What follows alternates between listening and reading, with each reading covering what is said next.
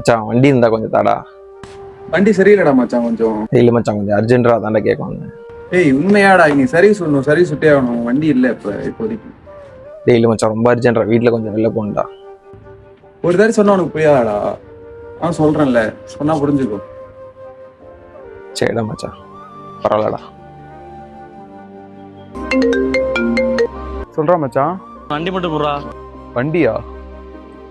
இப்போதான்டா கலை வந்து கேட்டு போறான் வண்டி. இல்லைன்னு சொல்லி இப்போதான் அனுப்பிச்சேன். சரி நீ வேணா ஒன்று பண்ணு, வந்து பைக் எடுத்துக்கோ. ஆனால் அவன் கண்ணில் மட்டும் படாமல் யூஸ் பண்ணிக்கோ. சரி வாடா. டேய் மச்சான் வண்டி இல்லைனா மூஞ்சில் அடிச்ச மாதிரி இல்லைன்னு சொல்லிடுறா. அது என்னடா அவன் கேட்டா இருக்குன்ற, என்கிட்ட இல்லைன்ற. இப்போ நான் யார் அவன் யாருடா? டேய் உங்கள் வீட்டில் நீ கேட்டடா, ஈஸியாக வாங்கி தந்துட்டாங்கடா.